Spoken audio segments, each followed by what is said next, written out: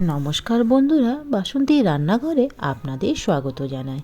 শীতের শুরুতে বাজারে প্রচুর কদবেল পাওয়া যাচ্ছে, তাই আজকে তৈরি করে দেখাবো কদবেল মাখা। যারা খেয়েছেন তারা তো জানেনই এটা কতটা টেস্টি।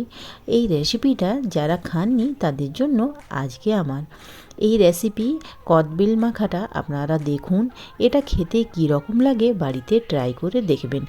ভিডিওটা অবশ্যই পুরো দেখবেন আর আমার চ্যানেলটাকে লাইক কমেন্ট আর সাবস্ক্রাইব অবশ্যই করবেন।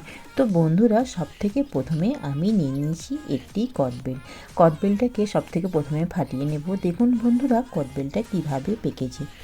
কদবেলকে একটি বাটির মধ্যে ছাড়িয়ে নেব। দেখতেই পাচ্ছেন কদবেলটা উঠে এসেছে। এবারে গা থেকে কদবেলটার একটু কাচিয়ে কাচিয়ে নিয়ে নেব।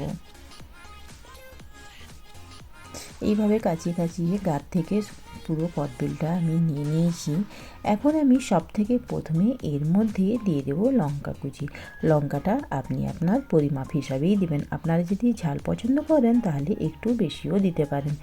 এর মধ্যে এখন আমি দিয়ে দিলাম ধনেপাতা কুচি।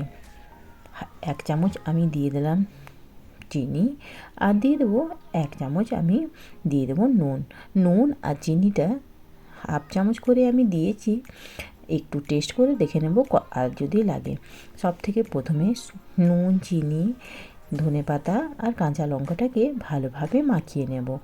এরপরে আমি কদবেলটা সঙ্গে এটা মাখিয়ে নিতে হবে। এইভাবে পুরো কদবেলটাকে মাখিয়ে নিতে হবে। মাখতে মাখতে হাতে কিছু আঁশ পড়বে, এগুলোকে কিন্তু বের করে নেব, যাতে খাওয়ার সময় মুখে যেন আঁশগুলো না আসে।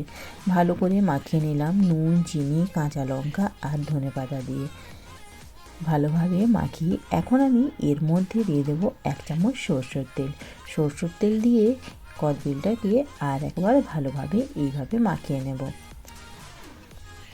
তো বন্ধুরা, এইভাবে আমার কদবেল মাখা রেডি হয়ে গেছে। আর এটাকে বন্ধুরা এখন আমি সার্ভ করব কদবেলের এই খোলাতে। দারুণ টেস্টি এই রেসিপিটা বন্ধুরা। শীতের ঠান্ডার এই কদবেলের মাখার টেস্টি কিছু আলাদা আছে। আর বন্ধুরা, এটা আপনারা অবশ্যই ট্রাই করুন আর আমার কমেন্ট করে বলুন আপনাদের এই কদবেল মাখার রেসিপিটি কেমন লাগলো। আর ভালো লেগে থাকলে আমার চ্যানেলটাকে লাইক করুন, শেয়ার করুন, কমেন্ট করুন আর সাবস্ক্রাইব অবশ্যই করবেন। এটা আপনাদের কাছে আমার অনুরোধ রইল।